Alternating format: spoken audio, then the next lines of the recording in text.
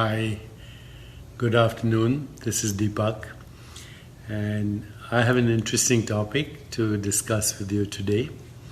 I'm calling it the metaphysics of money, the 7 laws of abundance. One of the reasons I chose this topic is that I find that money is the main cause of misery and unhappiness in a lot of people. We've heard the expression in the Bible that the root of all evil is money, or the love of money, or something like that. And so, is there some truth to it? And I find 2 categories of people who are usually extremely unhappy when it comes to money. One is those who are very, very poor, and those who are extremely rich. And the reason I believe is that all they think about is money. So if all you think about is money, if your identity is tied to money, and if all your behavior and interactions with people and the world are around money, then you're likely to be unhappy. And yet money is also required to make a living, to survive, to buy goods and services, to take vacations, to pay bills. It's part of our life, and without money, the world would come to a stop. So I thought maybe I would share with you some ideas of what money is and how to create wealth consciousness, but even beyond that, how to experience wealth consciousness as a fundamental reality of our being, of our nature. I asked many people what they thought about this topic, the metaphysics of money, the 7 laws of abundance, and some of them said they didn't like the phrase, the metaphysics of money, and some said, well, it's probably similar to the 7 spiritual laws of success, and therefore there's nothing new to it. So what I thought is I'll share this with you, and then you tell me whether this is worth pursuing, because I could theoretically do a book on it if you want, but I'd love your feedback. Okay, on the title, the metaphysics of money, and also the subtitle, the 7 laws of abundance, and what you think about these titles, and whether you think I should pursue this in greater detail. I'd love that feedback from you, and I'll look for it, and it will definitely influence my decision to elaborate on this. Okay? So a lot of people, of course, are not familiar with the word metaphysics. Some call it woo and mumbo jumbo, but essentially metaphysics is the branch of philosophy that deals with the first principles of things, including abstract concepts such as the nature of being, fundamental reality, what is the nature of knowing, what is the nature of substance, what is cause and effect, what is space and time. These are things that metaphysics deals with. Some people are saying the book would be amazing, so that's good. Yes, I'm getting feedback. Yeah, please do this book. So let's see. Okay, so having explained what metaphysics is, let me go to very fundamental things. The first thing you have to understand, and by now if you're following me on these videos, then you'll agree with me that money is a human creation. It is a human construct. In other words, we made it up. Just like we made up latitude and longitude and Greenwich Mean Time, and we made up the concept of money. It's our collective agreement on how we value things and how we exchange values. So before there was money, basically, there was barter, I'll give you a haircut and you repair my shoe. I'll give you my chicken and you can help me wash the dishes. So basically it was exchanging services and exchanging things that we didn't have for things that we had. And pretty inconvenient, so people started creating little symbols. At first coins, little pieces of metal or copper or anything that could represent value.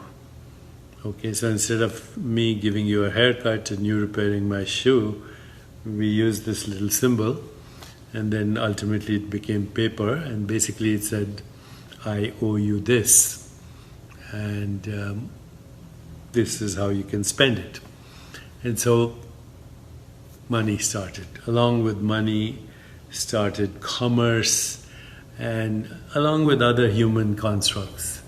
We ended up with empires and nation states and what we call human civilization, and a creation of our collective consciousness.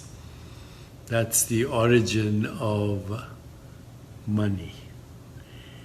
And now, of course, money rules the world. There are countries so poor that they have huge problems, epidemics, violence, and all kinds of corruption and cronyism and influence peddling and issues like money laundering. Money laundering is an essential part of how big organizations indulge in terrorism. Without money, you can't go to war. And so money is creating problems in very poor countries, and it's no different in very rich countries. Money is the source of corruption and cronyism and influence peddling and bureaucracy and violence and greed and everything that we are troubled by, that creates anguish and unhappiness. So what is the best way to understand money, and what is the best way to generate it, what is the best way to spend it, and what is the best way to earn it? And with that in mind, I created these 7 laws that follow the same principles of the 7 spiritual laws. Okay? And I'm going to call them the 7 laws of abundance. First law of abundance is that the source of abundance is infinite. Once again, the source of abundance is infinite. Why? Because the source of every experience is consciousness. And consciousness is by definition non-local, has no form, and therefore it's infinite. And the source of all experience is infinite, and therefore it can never be in short supply. So if we think deeply about this first law, the source of abundance is infinite, then of course we want to get in touch with that source. And that source is our innermost being, which is the field of all possibilities, the field of unpredictability, and the source of intention and desire, the field of that is evolving in the direction of truth, goodness, beauty, harmony, and love, the field that is inexhaustible as a source for ongoing creativity and abundance.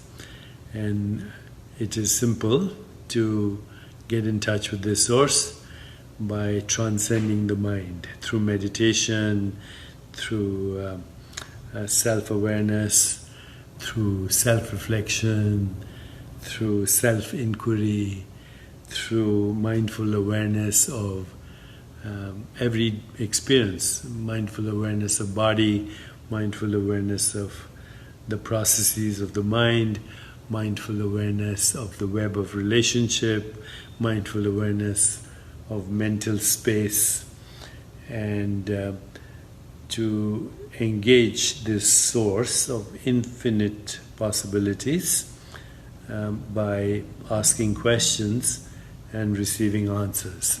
I've been in the habit of doing that every day, all my life, and reviewing this process every night before I go to sleep.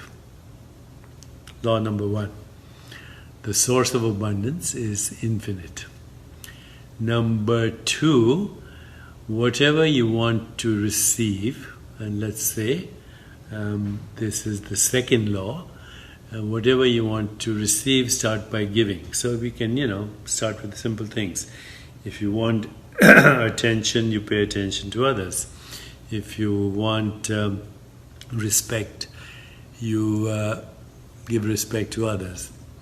If you want love, you give your love to everyone that you meet. And respect, love, attention, affection, appreciation, acceptance are very simple things to start with. But if you want to generate wealth, then figure out a way to generate wealth for others. And also figure out how you can activate abundance consciousness in others. And one way to do this is also to experience gratitude. So when you experience gratitude, it opens the door to abundance consciousness. So think of all the things you're grateful for: material things, relationships, health, on and on, career. And as you open the door of gratitude, it leads to the realm of abundance. Start with giving. Once in a while, when I'm in New York City, I go to the bank and I get some cash, and then I walk around the city giving cash or dollars to homeless people on the street. And don't do it casually. Do it sincerely. Look them in the eyes, talk to them, and see their reaction when you give them $20 or whatever. You'll see the gratitude in your eyes, and you feel a connection between spirit and spirit. And so this exchange, by the way, that's what money is also called, the exchange, the currency of exchange. So start with that process and live in that process. Don't stop the flow of abundance by hoarding money. If you hoard money, it's of no use, right? What are you going to do with it if you just hoard it? Spend it on yourself, spend it on others, spend it on your friends, spend it on charity, spend it for a cause, spend it for an experience, and exactly always think, what's the best use of the money that I have? Okay? That's number 2. Number 3, and these are just principles right now that I can expand on if you want me to. If you want me to do in this, write about this, I'll listen for your feedback and I'll really expand on this. Okay. Law number 3, money is the exchange of values. In fact, the way a society spends money is a clue to their values.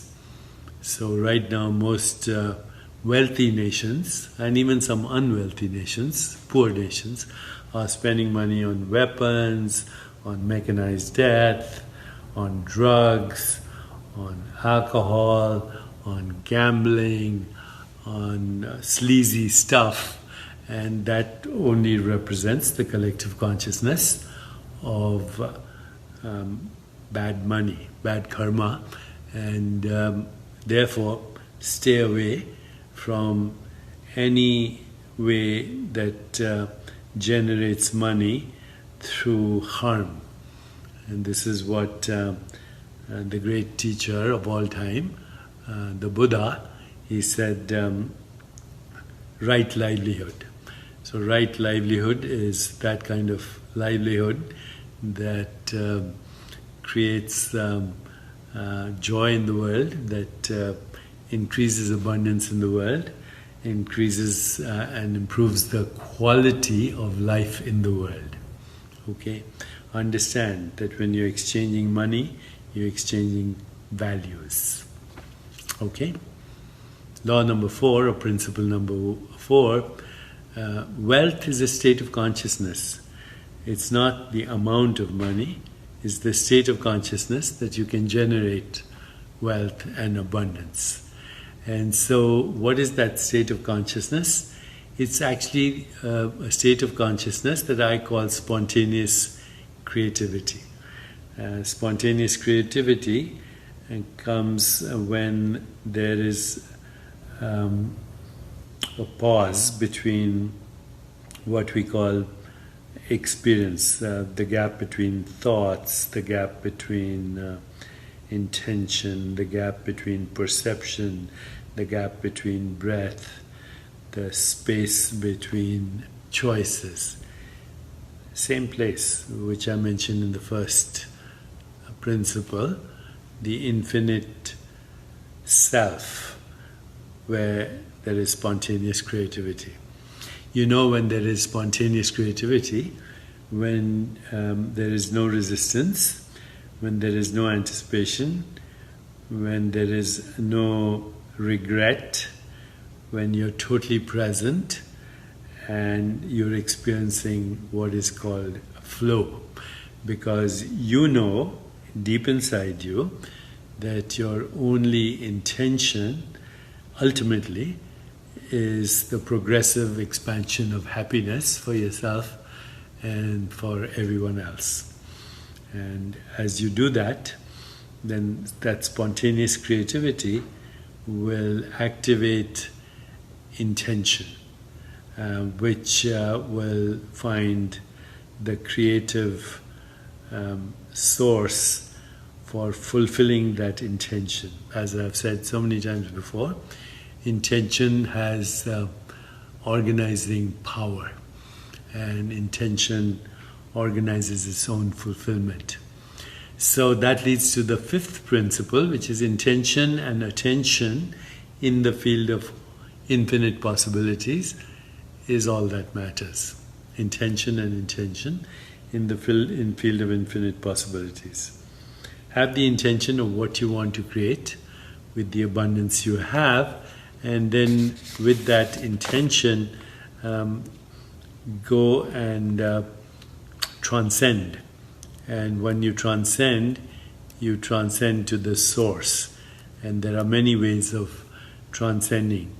through music, through a walk in nature, through poetry, through dance, through whirling, through meditation, through play, and through collective, what I call collective envisioning. Collective envisioning. When you have a group of people who have a vision together, when you have an open system, when you're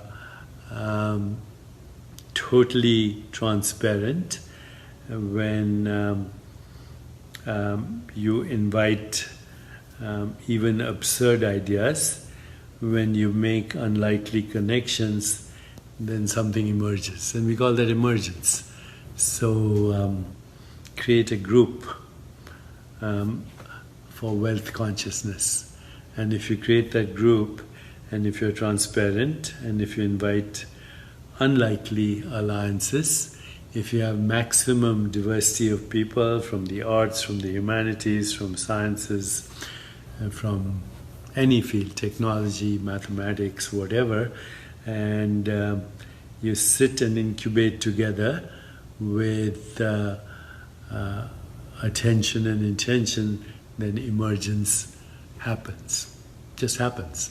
And the emergence of abundance in this case, with the proper attention and intention, and even collective intention. I know somebody in New York who just raised $450 million through crowdsourcing for creating a place for spiritual enlightenment, but this is how they did it. Crowdsourcing with authenticity, with sincerity, with integrity, and with joy. So that leads to the sixth principle here. The key to abundance is letting go. In previous books I have mentioned, I think, the law of detachment. So this simply means process orientation and understanding that no experience is graspable. Grasping and clinging actually prevent the flow that intention and attention needs to reach its destination. So no clinging, no grasping, letting go is the secret. And finally, the seventh principle, the purpose of wealth, of course, is to create joy and expand happiness for us and for everybody else. In a sense, I've followed these principles all my life, and I have to say that my journey has been one of effortless spontaneity. And I don't apologize for success, and I don't apologize for the fact that spirituality can be a source of abundance and wealth. Because if you feel guilty about wealth and you feel guilty about money, then you will end up with guilt and no wealth at the same time. That's not a good state of being. Okay, so these are my 7 principles. The source of abundance is infinite. What you want to receive, start with giving. Money is the exchange of values. Wealth is the result of spontaneous creativity that resides in every human being. Intention and attention is all you need. And the key to abundance is letting go. And finally, never forget the fact that the purpose of life is the progressive expansion of happiness for everyone. Now, if you want me to expand and be more specific and give you daily practices, then encourage me to write the book, or else I will move on to something else. Thank you and God bless.